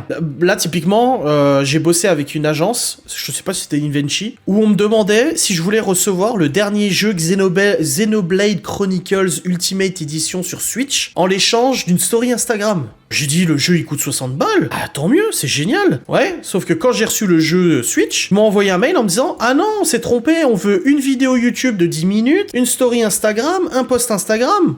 Bah j'ai dit ça, je dis bah non attends, je dis ouais c'est pas ce qu'on a convenu tu vois. Et du coup bah j'ai renvoyé pisser et puis le jeu il est encore dans sa boîte, je l'ai même pas joué. Là faudrait que je le file à Malone parce qu'il aime bien ce genre de jeu. Voilà, les conditions ont été posées. Moi je crois que les collabs que je préfère c'est les collabs où on me propose des produits que j'ai pas. Les produits que j'ai pas, moi j'adore, je suis trop content. Non mais après tu peux y aller sur Evenchi, mais en fait passer un certain nombre d'abonnés c'est plus intéressant. Quand t'es un petit influenceur, genre t'as 5000 abos, 6000 abos, 7000 abos, c'est sympa, tu reçois des produits gratos tu vois. Par contre je me la pète pas, j'ai 30 000 abos, moi à 30 000 je vends ma publication 300 balles. Alors si Evenchi me propose pas des produits équivalents de 300 balles, je vais pas en faire la pub quoi, faut arrêter les conneries tu vois. Ah franchement un matelas et ma matelas à 1000 balles, plus, bon j'ai pas encore reçu leur paiement d'ailleurs, je leur ai envoyé un mail parce que ça fait plus d'1 mois qu'ils doivent me payer, ils m'ont toujours pas payé. Mais ça c'est toujours comme ça. Mais tu vois, le matelas et ma matelas, un matelas à 1000 balles, moi je trouve ça absolument ouf. J'aurais jamais claqué 1000 balles dans un matelas. Jamais. Parce que c'est ouf. Alors je préfère claquer 1000 balles dans un téléphone que dans un matelas, c'est con. Mais voilà, c'est pour dire. Et ben je suis trop content d'avoir un matelas, de dormir sur un matelas gratuit. Je trouve que le fait que le matelas était gratuit, bah, c'est encore plus savoureux quoi. Et on surf food à 25, bah il y a Octoly, Evenchi. Bon après, c'est surtout des agences, c'est pas ces sites internet comme Octoly, Evenchi qui sont super intéressants, c'est surtout se faire repérer par des agences. Je commence à bosser avec une agence, par exemple, moi je bosse avec une agence là en ce moment. Ils m'ont contacté à la base pour me dire est-ce que tu veux recevoir du blanc à fin? Et je dis ouais, en l'échange de quoi? Elle dit bah on n'a pas de budget, c'est 0 €, mais on t'envoie plusieurs beurres pour blanc à fin végétal là, leur nouvelle gamme. Elle dit on te demande rien. Du coup bah j'ai reçu. Finalement je l'ai montré en story ou je sais plus, j'avais dit ah blanc à fin machin. Je l'ai reçu gratuit et derrière la marque était contente, enfin l'agence, et du coup l'agence me repropose quelque chose d'autre, mais cette fois-ci rémunéré. Ouais, il paye toujours en retard. Alors moi je ne me fais pas payer en avance. Alors je ne me faisais pas payer en avance. C'est la chaîne pour laquelle je bossais depuis plusieurs années que je faisais payer en avance. Et c'était pas plus mal. Mais tu peux pas demander un paiement intégral à l'avance, sauf pour certaines collabs. Par exemple les aspirateurs que je reçois là, toute cette collection d'aspi, moi je leur exigeais que je sois payé avant la publication. Donc généralement 2-3 jours avant que je fasse la promotion du produit, ou le jour où je leur dis bah j'ai reçu l'aspirateur, ils me font le paiement. Voilà, je leur fais la facture, ils me font le paiement et puis merci, c'est dans la boîte. Félicitations Créafolies. Oh oui, elle peut mettre sa chaîne ici, je m'en fous. Ouais, tu peux demander des acomptes. À qui j'ai demandé des acomptes? Non, Poulpéo, j'avais pas demandé d'acompte. Je sais plus, je sais que j'ai une collab là où j'ai demandé un acompte, j'attends de le recevoir d'ailleurs. Non mais je veux pas mon compte social provider, tu me le supprimes s'il te plaît. Bon bah je pense qu'on en est arrivé à son terme pour ce petit live Parce que youtubeur c'est le métier qui t'épanouit le plus. Alors pas youtubeur, mais vidéaste. Pourquoi? Parce que je fais des lives, je fais du YouTube, je fais de l'Instagram, je fais du Ghost Us, c'est plein de choses. De la photo, j'aimerais bien me mettre plus à la photo, tu vois. C'est pour ça que là, je voulais, on devait aller, on avait pensé aller au Col de la Chute pour aller faire de la luge hier ou je sais plus quand là. Et je voulais faire des photos, en fait, je voulais prendre le GH5 et faire des photos et tout ça dans la neige. J'aimerais bien pousser un peu de ce côté-là, photo, vidéo, tu vois. Dans le cadre d'une collab, t'as le droit de dire si le produit est nul. Alors, ils te disent si l'annonceur est honnête. Ils te disent si le produit ne vous a pas plu, contactez-nous, on vous payera quand même, mais n'en parlez pas. Je sais qu'on dit de la schlucht. Et moi, j'aime bien dire le col de la schlucht. Ça me fait rire. Dans une collab, on te donne un texte, des instructions. Ouais, ça arrive. Des fois, ça peut être un petit mail. Pour la tablette, par exemple, ils m'ont dit faire la promo de la tablette, diffuser le code promo avant le 28 décembre. C'est tout. Et il y en a, ils t'envoient un classeur. Et moi, je m'en souviens, quand je gérais encore il y a quelques années, c'était chiant. Il y a certaines collabs, surtout quand tu passes les 100 000 abonnés, ils t'envoient un classeur. Alors moi, ce que je faisais, c'est que du coup, je signais le contrat. J'en parlais à la principale intéressée en disant, bon voilà, j'ai eu un contrat, une collab pour ça, ça, ça. De ce jour-là, tu devras faire la promo, machin. Alors moi, je la briefais en disant, voilà, c'est pour tel produit, tu devras faire cette promo-là, machin. Bon, vas-y, vu que je m'occupais du montage, la négoce et tout, bah voilà. Et sauf que j'imprimais du coup le truc, et quand je voyais les pages défiler, j'étais là, oh là là là là. Et puis t'avais un classeur, donc ce que je faisais, c'est que j'épluchais en fait la guideline. Donc si vous voulez, j'épluchais la notice de promotion. Et je mettais en surbrillance les points importants à mentionner dans la vidéo. Donc genre 100% végétal, sans édulcorant si c'est de la bouffe, faible en consommation d'électricité si c'est un truc électronique. Et voilà, je taguais. Et le jour de la collab, donc je venais et je disais, bon bah aujourd'hui t'as une promotion à faire sur YouTube. Ça, voilà, je te présente le produit, c'est ça, tu dois faire ça, tu dois dire ça, blablabla. Ça c'est chiant. Par contre ça c'est classique. Moi une collab où il y a un manuel d'utilisation comme ça, moi ça me casse les couilles. Il y a 17 000 abonnés, c'est pas mal. Hein. Bah de toute façon on y retourne dans 2 semaines. Je leur ai dit... aux enfants, je leur ai dit qu'on allait aller faire de la luge du coup dans 2 semaines quand ils reviendront de chez leur maman, donc le week-end dans 2 semaines, on ira faire de la luge et je prendrai les photos, c'est clair. J'ai trop envie. Ouais, les placements produits qui tombent le même jour, c'est tellement couillon ça. Tu reçois le classeur après avoir signé le contrat. Parfois, ouais, ça arrive souvent que t'aies pas les guidelines tant que t'as pas signé le contrat. C'est du moment où t'as signé le contrat qui t'envoie les guidelines. Des collabs planifiés pour 2021. Ouais, bah je vous ai dit, j'ai un un aspirateur robot. Je suis le roi de l'aspirateur. Je vais changer ma profil picture sur YouTube, je vais mettre moi avec 2 aspirateurs derrière, tu sais. Au lieu des katanas, tu sais, t'as des aspirateurs. Est-ce que les marques reviennent vers toi si leur vente a augmenté après ta collab? Oui, ça s'appelle fidéliser en fait. Tu fidélises la marque. Bah justement, pour l'aspirateur, moi au début elle m'a contacté en me disant voilà, on vous propose 300 balles et vous faites la promo de l'aspi. C'était tout au début de la chaîne, c'était au mois de mars quand j'avais emménagé. J'ai fait la promo, elle est revenue, elle m'a plus donné de nouvelles. Je me suis dit putain, j'aime pas ça moi. J'aime bien savoir si ça a marché. Elle m'a rien dit du tout. Elle est revenue un mois après en disant putain c'était trop bien, ça a trop bien marché. Est-ce que vous voulez recevoir un autre aspi et refaire la promo? Ah je dis ok d'accord, hop, deuxième aspi. Et elle revient un mois après en disant bon écoutez en fait vos stats sont vraiment bonnes, on a vraiment des bonnes ventes. On vous propose de bosser avec vous pendant plusieurs mois, 1 an et tout ça, mais de bloquer le tarif de 300 balles. Parce que du coup tu sais, imagine demain j'ai un gros buzz, je me retrouve avec 10 000 abonnés de plus, je pourrais être en droit de demander une augmentation des abonnés, tu vois. Ouais, Amazon rapporte pas grand chose, mais quand même. J'ai déjà contacté Pierre et Vacances, je les ai déjà contactés, mais pas pour ma chaîne, c'était il y a 2 ans. Et non, ils étaient pas intéressés à l'époque. Et pour moi, ce que je les ai... Ouais, si, non, je les ai pas contactés, Pierre et Vacances. Non, je les ai pas contactés pour moi perso. Oui, mais Journal du Maman a été contacté par Pierre et Vacances parce que ça fait déjà plusieurs années qu'elle travaille avec plein d'agences différentes, même du temps où elle avait des statistiques qui étaient meilleures qu'actuellement. Et en fait, du moment où tu rentres dans le game, un petit peu pour les agences, après c'est bon, t'as pignon sur rue en fait. Même si tes stats ont baissé, t'as quand même tes relations, tu vois, t'as quand même Moi, il y a quelques annonceurs avec qui je bosse où franchement, il y a même des annonceurs avec qui je bossais il y a quelques années où c'était vraiment limite, ouais, salut, tu vas bien, ouais, écoute, j'ai un truc à te proposer, machin, tu vois. Et c'est pour ça, une technique pour augmenter ta visibilité, Mismar, non, je suis mauvais là-dedans. Je suis franchement... si j'avais vraiment une bonne technique pour augmenter ma visibilité, je pense que j'aurais plus d'abonnés. Ah non, c'est difficile. Après, ton sujet est sensible, donc peut-être que tu peux toucher certains influenceurs, peut-être, pour discuter de ça. Ouais, les bons mots-clés, moi par exemple, je sais que sur Insta, quand je fais une publication, faudrait que je mette des hashtags. Je mets aucun hashtag sur Insta. Et je sais pourtant que mettre des hashtags, ça pourrait justement vachement marcher. Mais j'en mets pas. Moi, j'arrêterai jamais de travailler. Franchement, moi, dans ma tête, depuis tout jeune, j'arrêterai. Tant que je serai debout, je continuerai de bosser de toute façon. Le problème, je pense qu'au bout d'un moment, quand un youtubeur n'a plus envie, ça se voit. Tu peux pas mentir.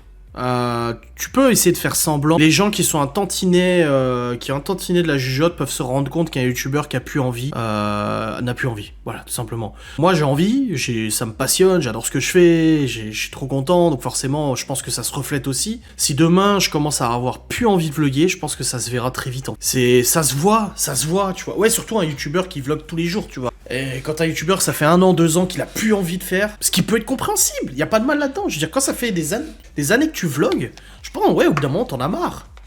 Et ce qui est difficile, je pense, c'est qu'en fait, j'ai géré pendant plusieurs années la haine sur Internet. C'est moi qui faisais un peu pare-feu. J'ai toujours dit, j'étais le tampon, j'étais le pare-feu, j'étais l'armure, en fait, des commentaires négatifs, etc., tu vois. Et je pense que le fait que je le sois plus, ça doit être aussi extrêmement difficile, hein, bien sûr. Et je pense que ça, plus YouTube et tout ça, au bout d'un moment, quand t'as plus envie, de toute façon. Faut pas se mentir. Et j'ai vu des youtubeurs comme ça. Typiquement, Mastu, c'est un youtubeur que j'adore, qui faisait partie de la Redbox, ou qui fait encore un peu partie, je sais plus. Mastu, en fait, il y a peut-être un an et demi, j'ai senti dans ses vidéos, je me suis dit, il va pas bien. Je sais pas, ça se voit en fait. Je pense qu'il faut pas être physionomiste ou quoi que ce soit, même pas être psychologue, mais tu le vois en fait que le youtubeur il se force, ou tu vois qu'il est pas bien. Et genre 6 mois après, bingo, il sort une vidéo en disant je passe une période très difficile, beaucoup de remises en question vis-à-vis de YouTube, je suis pas bien et tout ça, tu vois. Ça doit être quand on te force à vlogger. Ouais, alors le problème en fait, parce que ça je me sens concerné par ça, le fait de forcer à vlogger, le problème en fait c'est que quand t'as une famille avec des enfants à nourrir, un loyer à payer, des charges à payer, que ton seul business c'est YouTube, tu peux pas te permettre de dire j'arrête. Ouais, tu fais quoi ? T'arrêtes, mais pourquoi en fait?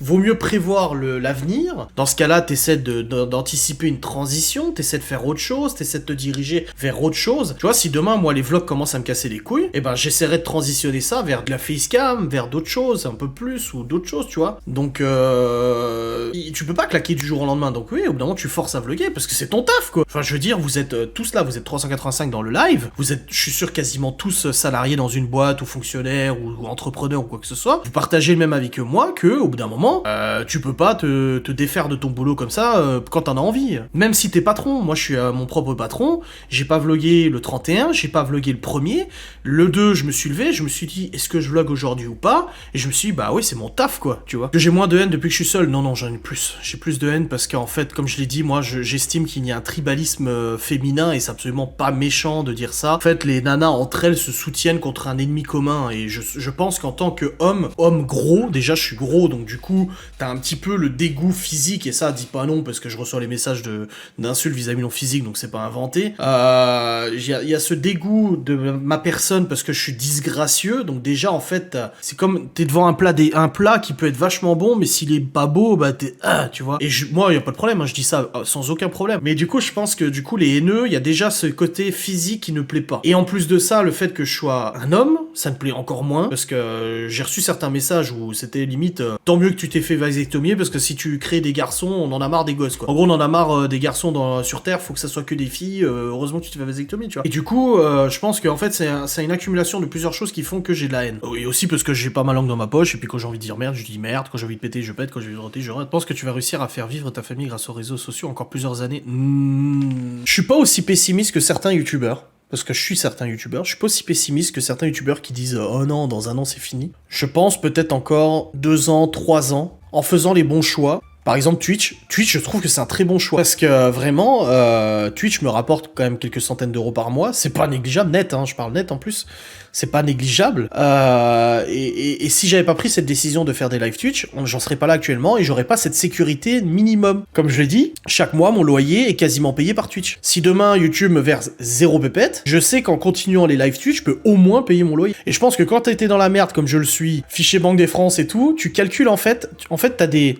Dans ma tête, j'ai des paliers de prix. Tu vois, par exemple, je me suis payé ma nouvelle tour de PC là. Elle est là, elle est belle. Elle m'a coûté 200 balles. Et j'ai dit, et quand je l'ai acheté, j'ai dit à Laura, putain, faut que la prochaine facecam cartonne. C'était la facecam sur le Q7. J'ai dit, faut qu'elle cartonne, faudrait que ça me rembourse la tour. En fait, moi, je réfléchis beaucoup en matière de remboursement. Quand j'achète un truc, je me dis, ok, ça équivaut à une vidéo, ça équivaut à un vlog, ça équivaut à ça équivaut à ça, tu vois. Non, mon network, il n'a rien à voir avec Twitch. Intéresse vachement de voir comment tu prévois une reconversion. Je me pose beaucoup de questions. Je stresse beaucoup vis-à-vis de ça, parce qu'autant j'ai pu monter des business qui ne m'appartiennent pas il y a quelques années, justement, pour ce type de reconversion. Je veux dire, le site internet de fringues que j'ai développé, à chaque collection, c'était, putain, ça pouvait monter à 3-4 000 balles de bénéf, hein. C'est énorme, c'est une marge colossale, tu vois. Et du coup, même le site de Pierre que je voulais développer, c'était aussi une manière de se déconnecté de YouTube, parce que moi quand on me dit j'ai plus envie de vlogger, je dis ok, mais qu'est-ce que tu vas faire? Donc j'essaie de trouver des idées, tu vois. Et pour moi-même, j'ai plein d'idées pour moi-même de possibilités de glissement de YouTube. Twitch en fait partie par exemple, mais je suis pas encore sûr de moi, je ne sais pas. Je me laisse encore une année, je me laisse encore l'année 2021, à la fin de l'année 2020, j'espère avoir au moins initié quelque chose qui me permettrait d'anticiper un arrêt de YouTube, parce que là YouTube constitue 80% de mon salaire, donc tu vois. Il faudrait que la balance en fait elle se réduise un petit peu. J'avais une question le jour tout à l'heure, est-ce que mon network gère mes collabs? Non, j'ai pas d'agent, j'ai pas d'agence, et mon network me propose régulièrement des collabs en me disant voilà, il y a cette marque là qui veut faire une intégration sur YouTube pour 300 balles, oui ou non, j'accepte, je refuse, et puis je fais la collab. Je le trouvais trop beau, on voit qu'il y a des soucis et fatigue, mais ça va. Non, on en parlait aujourd'hui avec Cédric et Vanessa et Aurélie et Jérém, parce que j'ai mangé avec eux à midi, et c'est Vanessa, ça m'a dit, je suis retombé sur un vlog de toi à Bati et tout, comme t'as changé. Je dis, ouais, je sais, j'ai vieilli, hein. Elle me dit, ouais, c'est clair, et je suis ok avec ça, hein. Y a pas de problème. Oui, l'avenir est dans l'IA, oui, bien sûr. Oui. Google a investi énormément de pognon à racheter des startups qui travaillent avec des IA. Des marques qui se retournent. Moi, j'ai déjà eu le coup 2-3 fois, il y a quelques années, où j'avais négocié une collab avec une marque, et la marque est revenue furax parce que les retombées n'étaient pas du tout ce qu'elle espérait. Une où j'ai eu la recommandation de l'envoyer chier, clairement, de dire allez vous faire foutre. De toute façon, le paiement était déjà fait.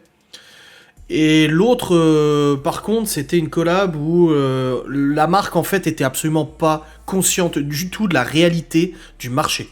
En fait, elle pensait que de faire une publication en story Instagram et de toucher 20 000 personnes, ça allait lui rapporter 20 000 inscriptions sur son site. C'est pas comme ça que ça marche. C'est 1%, 5%, à la limite, c'est déjà énorme, tu vois. Un site de vente de vêtements, ça coûte combien? Non, je peux pas dire parce que... Ça peut aller du simple au triple en fonction des sociétés qui te développent le site internet. Plusieurs milliers d'euros, ça c'est sûr. Ah oui, bah c'est mon investissement, ouais, le site coûte quand même. Hein. Ma tension va mieux, elle a une montée de tension de 31, mais ça va mieux. Tu as appris tout seul ou tu as eu des formations? J'ai commencé à développer mon premier site internet, j'étais en 4ème. J'avais 13-14 ans. Après j'ai continué pendant plusieurs années moi-même à faire mes propres sites internet avec l'ambition de devenir le nouveau jeuxvideo.com, mais bon, ça t'est... Non, j'ai eu de la tension de 31. Mais j'ai pas eu 31 de tension. Et après, en fait, j'ai très rapidement, à 18 ans, j'ai dû développer des sites internet, des vrais sites internet, donc je me suis toujours fait par moi-même. J'ai suivi quelques formations en ligne, j'ai suivi des formations CNAM aussi, et de validation des acquis et tout ça. Mais c'était pas pour le site internet, c'était pour gestionnaire de base de données, MySQL, gestionnaire de parc informatique, administrateur réseau. Je me suis fait valider du coup mes acquis. Mais sinon, j'ai tout appris moi-même, et c'est pour ça que j'ai des lacunes, et c'est pour ça que je sais que comparé à quelqu'un qui est allé à l'école, en école d'ingé ou de développement, une école d'info, comparé à quelqu'un qui est allé en école d'info, je sais que quand je rencontre une difficulté, j'aurai beaucoup plus de difficultés à résoudre ce problème. J'en serai capable, mais j'aurai beaucoup plus de difficultés à le résoudre. Parce que j'aurais pas ce que l'école m'aurait appris, des acquis, des facilités, des réflexes, tu vois, il y a même des réflexes de travail. Quand je code un truc, que ce soit un site internet ou autre, là je suis en train de travailler sur un projet que je vous parlerai pas. C'est du codage, c'est du codage, ça va vous faire marrer. Hein. C'est un projet complètement con qui ressemble vraiment à moi, c'est complètement stupide. J'en ai parlé à Geoffrey tout à l'heure, il était mort de rire. Je suis en train de coder un truc là, j'ai commencé à le faire depuis quelques jours et ça va me prendre peut-être un mois ou deux à faire. Et, et je sais qu'il y a des trucs où je pourrais aller plus vite si j'avais appris en école ou si j'avais été formé par une société. Là je me dirais, bah ça va plus vite, tu vois. Il y a encore, au corps de nos jours, il y a des trucs que j'apprends comme ça, spontanément, je me dis, oh putain, mais je savais pas. Et en fait, ça me facilite la tâche, tu vois. Et c'est pour ça que le fait d'être autodidacte, c'est cool. Mais je pense qu'un autodidacte ne sera jamais aussi performant que quelqu'un qui a suivi un cursus scolaire précis et tout. Ou alors un autodidacte vraiment très très très très talentueux. Moi, j'en suis pas un. Moi, je suis un autodidacte Eco+, si tu veux. C'est de plus en plus facile à faire des sites avec les CMS et tout ça, mais bon, ça reste un métier, quoi. Malgré ta mauvaise expérience de site, pourquoi ne pas te relancer dans ce business, sachant que tu as eu des compétences? Non, j'ai réfléchi, j'ai refusé plusieurs propositions de développement de site internet depuis un an. J'en avais 2-3 qui m'avaient contacté pour faire un site, et j'ai refusé finalement. Je les ai redirigés vers quelqu'un d'autre, tout simplement parce que je ne veux plus. Je ne me sens plus du tout de me lancer dans un projet relation client, si tu veux, pour l'instant. Là, je travaille pour moi-même, je suis très bien. J'ai pas envie de me relancer dans la clientèle, j'ai eu des mauvaises expériences de site internet. D'ailleurs, je suis en train de rembourser actuellement le site internet qui n'a pas été livré, là, l'histoire qu'il y avait eu et tout ça. Parce que j'ai des valeurs, parce que j'ai des principes, même si légalement, ce n'est pas à moi de payer, légalement, je ne suis pas responsable de site internet, c'est l'entreprise qui le développait, et pas moi, en plus que j'étais même pas déclaré comme salarié, donc j'étais même pas officiellement travailleur pour cette boîte, mais pour une question de principe et de valeur, et parce que je m'en veux beaucoup de comment cette relation s'est passée et tout ça, professionnel, voilà, je me suis engagé à rembourser, et j'ai commencé à rembourser, et ça va continuer. Se former en vidéo, en photo, Si, mais ça me fait peur. Moi, je suis quelqu'un qui, quand j'ai peur de pas y arriver, ça me bloque. Quand j'ai un truc où j'ai peur de pas y arriver, ça me bloque instant. Alors que je sais que je peux y arriver, tu vois. Et c'est ouf. Et par exemple, la photo et la vidéo, quand je regarde des tutos vidéo, des tutos photos, etc., que je vois le matos de ouf qu'ils ont, par exemple, le tournage du JDG, là. Le making-of, par exemple, de Harry Potter. Il avait fait une vidéo Harry Potter. Quand tu vois le making-of, quand tu vois toutes les caméras, les cadreurs, les machins et tout, je trouve ça ultra ouf et trop passionnant. Je trouve ça tellement bien. Mais ça me fout les jetons. Je me dis, mais jamais je serais capable de faire ce métier. Même que ça soit cadreur ou quoi que ce soit, ou même chargé de prod. Moi, idéalement, mon rêve, là, ça serait dans 2-3 ans, qu'avec ma boîte, je réalise des prods, genre des clips vidéo, des promotions de magasins, des trucs comme ça, des petits clips comme mon pote il fait, qui bosse dans le cinéma, comme lui il fait. Mais à l'heure actuelle, je m'en sens absolument pas capable, et je n'ai absolument pas envie de m'y risquer, parce que j'estime juste que je n'ai pas les compétences pour le faire. Ouais, la meilleure façon de pas y arriver, c'est pas le faire. Je sais, c'est pour ça que je me fais violence. Je me fais énormément violence, hein. Vous vous rendez pas compte au quotidien comme je me fais violence, hein, sur plein de choses. JDG a eu 0 profit sur sa vidéo. On m'avait contacté il y a 6 mois pour me demander si je voulais filmer un mariage. On m'avait demandé si je voulais filmer un mariage. J'ai dit non. Je dis déjà parce que j'estime pas avoir les compétences. Le matériel, je l'ai. Pour filmer un mariage avec les objectifs que j'ai, le matos, je l'ai. Mais filmer un mariage, un événement aussi important, t'imagines, je me plante, je me crotte ou autre. Oh, mais quelle horreur! Pour moi, ça serait plus une formation vidéo, plus que photo. Je suis plus intéressé par la vidéo que la photo. Vous imaginez pas le panard que je prends à monter mes vlogs quand il y a des plans en GH5, drone et tout, à mettre les plans à la minute près, le ralenti bien comme il faut, machin. Mais pour moi, c'est de la masturbation mentale. Je prends un panard pas possible, tu vois. Je prends plus de plaisir à monter ces 1 minute 30 de jolis plans en GH5 que j'ai cadrés, etc. et tout, que de monter 10 vlogs d'affilée, tu vois. Non, pas des tutos. Non. Je suis absolument pas pédagogue et je n'estime pas avoir suffisamment de connaissances pour apprendre quelque chose à quelqu'un. Je pense que la formation apporte une crédibilité. Oui. Finalement, quand tu ressors de la formation et que tu te dis, en fait, j'ai rien appris, ça t'aura apporté au moins de la crédibilité, tu vois. Le joueur du grenier, JDG. Non, vidéo institutionnelle, non, parce que j'ai pas la prétention de pouvoir apprendre des choses aux gens. Une vidéo drone, c'est le but. C'est justement, je voulais prendre le drone hier, si on serait allé au col, à la luge et tout, je voulais prendre le drone et tout, et faire un truc de malade, hein. Ah, j'avais trop envie. Ça sera pour dans 2 semaines. S'il neige pas, parce que s'il neige, je peux pas faire voler le drone, hein. Je sais pas si j'ai un CPE, aucune idée.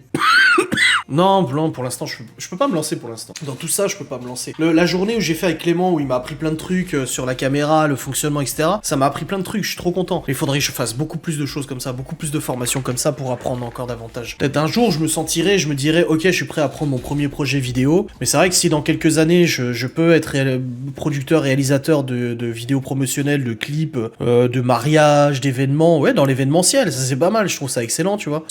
Après, il y a toujours un côté négatif dans tous les métiers, et je trouve que par exemple, ce qui me fait peur dans le métier de l'audiovisuel, dans la prod, etc., ce qui me fait peur, c'est l'instantané. Faire un court-métrage, je trouverais plus intéressant de faire un court-métrage plutôt que de filmer un événement, parce que l'événement, il se produit pas deux fois, il se produit une seule fois, et t'as pas intérêt à te merder. Si tu te merdes lors de tes prises, t'es merdé, quoi, tu peux pas t'en sortir, tu vois. Je préférais faire du court-métrage, des choses comme ça, tu vois. Là, typiquement, comme je vous ai dit, le jour où le Q7 va revenir, j'ai déjà commencé à réaliser le script. Là, c'est la première fois où je fais un script. C'est la première fois où je fais un script. C'est-à-dire que je suis en train de scripter la vidéo du retour du Q7. C'est une vidéo qui va me coûter de l'argent. C'est une vidéo qui va me coûter de l'argent en certaines choses, en objets, en machin. Ça va me coûter un petit peu de pognon. C'est la première fois où je vais sortir de l'argent comme ça pour simplement le plaisir de tourner une vidéo. Et c'est surtout une vidéo qui va me prendre une journée à tourner. Une journée complète à tourner. Pour peut-être une vidéo qui va faire 5-10 minutes. Et ça va être ma première prod. Et ça va être ma première prod en tant que réalisateur, si tu veux, d'un truc qui sort en fait du vlog. Ça sera intégré dans un vlog, mais vraiment cette partie-là, ça sera de la prod pure et dure. Ça sera du montage, ça sera